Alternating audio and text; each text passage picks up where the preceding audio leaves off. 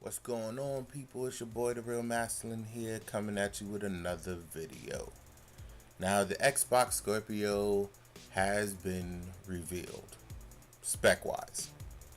Every little nook and cranny of its insides is available for the world to now view and scrutinize, because they're going to.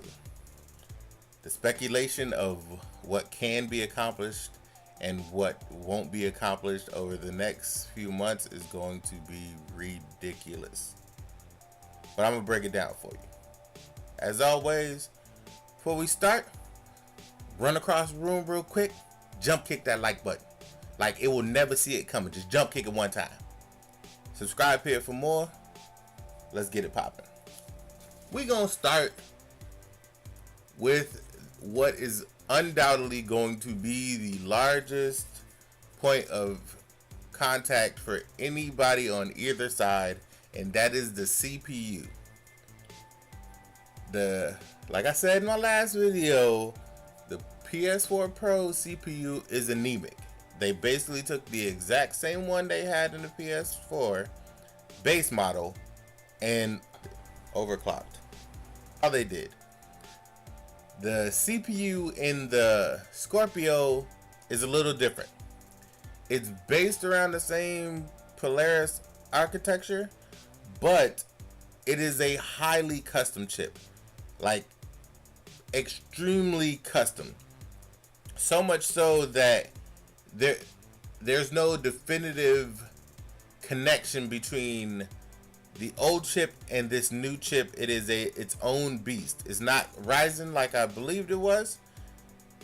Even if it was going to be the Ryzen 5, it is its own entity of I want to say like upgraded Jaguar, maybe early Puma build. It's in that range. It has 8 custom cores, just like before, but they are at 2.3 gigs.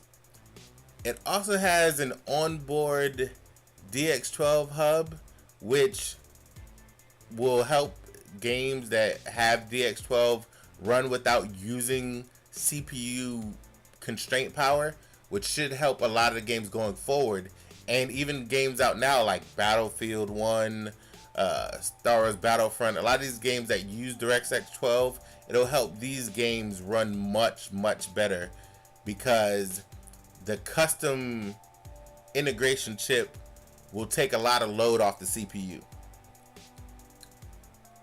Moving on, because I'm gonna come back around.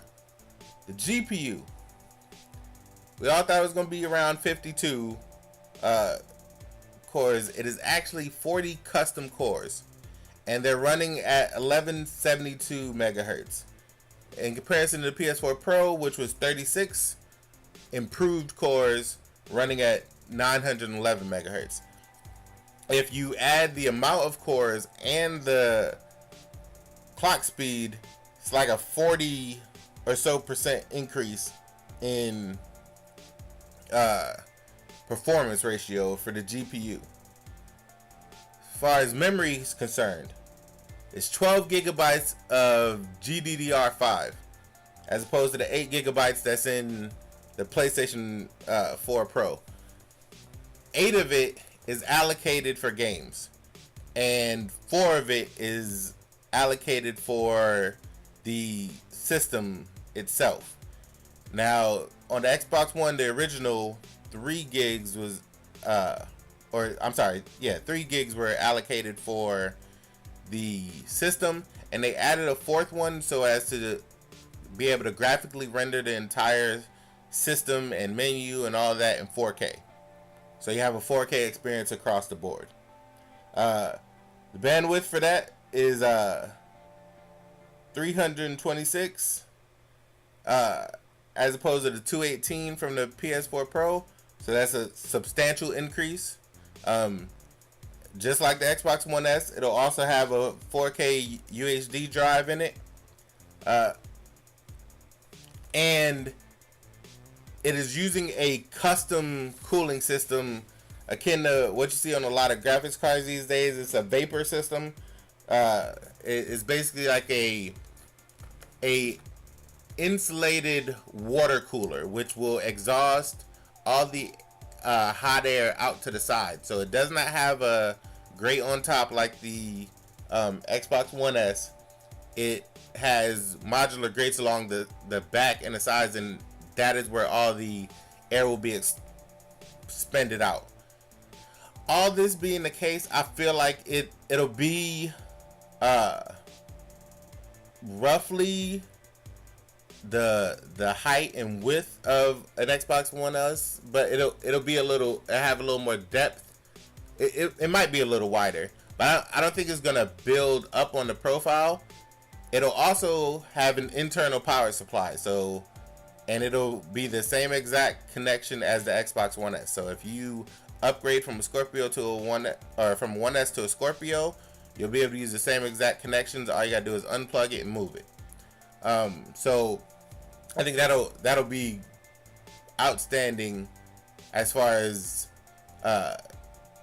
ease of use and change between the two systems.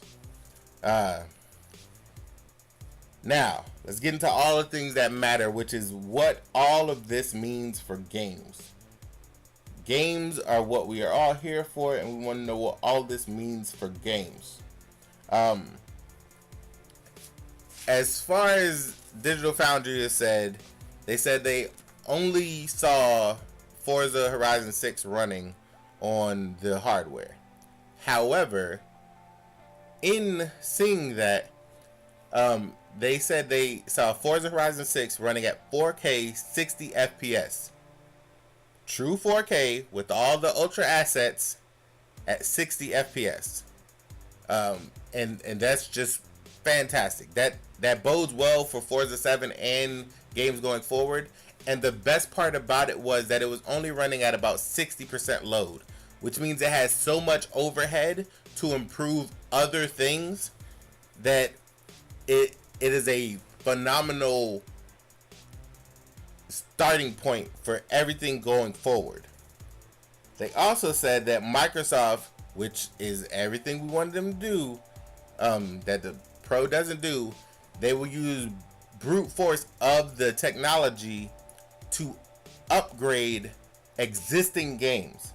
So that's not to say that if something is running at 30 frames per second that it'll now run in 60 FPS. That'll require a patch. But if a game has a dynamic resolution and it's running at a slightly understable 30 FPS, has some screen tearing, all of that will immediately be remedied just because of the power of the system.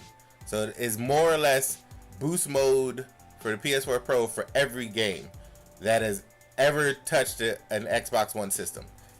And it's the same as the Xbox 360 games running on Xbox One, and moving forward it will immediately boost all the older games up to the level where they should be 100% stable and running the best they can. It'll provide a anthropomorphic filter for all games, so they will just look a little better and they will run to their full potential. That is outstanding that it will affect older games, because even if someone hasn't stepped into the Xbox One realm this generation and they decide to do it with this system, it will now provide all the old games a completely stable platform for which to run moving forward. That is outstanding. Outstanding.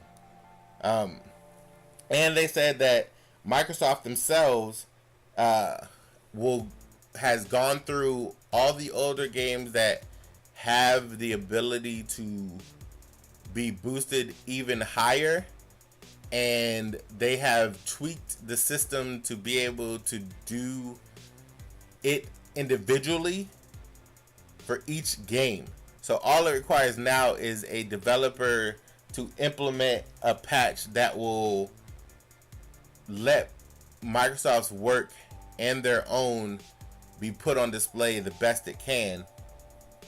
But regardless of that, whether or not the patch comes, every game will be brought up to the level it should be. So it'll be a solid frame rate. It'll be brought up to the max resolution that it can be. Like the only games that you can probably bet 100% will be brought up to the 4K spec is games like Halo 5 and Forza 6. Like first party games, they will undoubtedly want to make sure that those games run the best they can so they can show that older games are also great on the Scorpio going forward, and the newer games will utilize the power.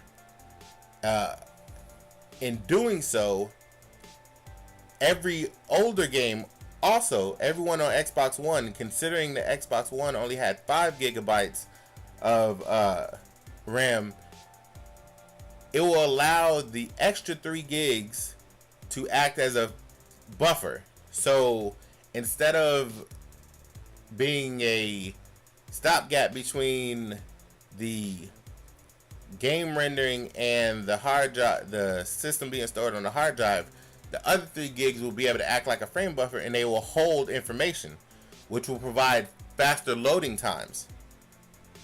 It'll, in essence, it'll make it a de facto solid state device, give or take, which will allow for faster loading times for older games because they were only allocated the 5 gigs. So unless the patch goes through, the system itself will do this automatically. It will cache portions of the game that are most used and assets in that other 3 gigs so that it is immediately accessible. So loading times for all the older games will increase. Again, fantastic. I said it before that Microsoft needed to make sure that the system did all these things by itself, as opposed to relying on the developers to go back and do these things for them. Microsoft putting in the work is going to pay dividends because it lets all the older games that were so touted as, this one's 900p, this one's 1080p. It lets all those older games be the best they can be on an Xbox platform, which is outstanding for Microsoft. Every game going forward, this is a big one, will have a downsampling mode, which means like Tomb Raider on PS4 Pro, it'll have a 1080 30 option, a 1080 60 option, a 4K 30 option. It'll have options that will enable people to play the way they want. It will enable, and it's all system side, so all the developers have to do is the game that they're making for the Windows platform already, they just have to enable that ability within the system, and the Scorpio will do it, will enable it itself, and it won't have to have a patch or anything. So you'll be able to get the highest grade textures, put it in 1080p, and have it run at 60 FPS if that's what you want. That is an outstanding, like so much of that is needed going forward. I really wish the PS4 Pro would do the same thing with all games going forward, but it doesn't have the capabilities that the Scorpio seems as though it has. That Microsoft has really gone out of their way to think of everything possible to make this as easy bake oven as possible. To just make it, put it in, forget about it, it's gonna ding, everything's gonna come out the other side the best it can. Now they're gonna reveal the actual form factor and the price, undoubtedly, as a drop the mic moment at E3. So until then, get used to these speculation videos that's gonna come out over the next few months. E3 is so far away. But let me know what y'all think in the comment section. Let me know if y'all excited for the Scorpio. Let me know if this reveal has lit a fire in you, either a renewed one or a new one for your excitement for this upcoming console. As always, it's your boy Mastalin, always giving you the real. I'm out. Love y'all like some play cousins.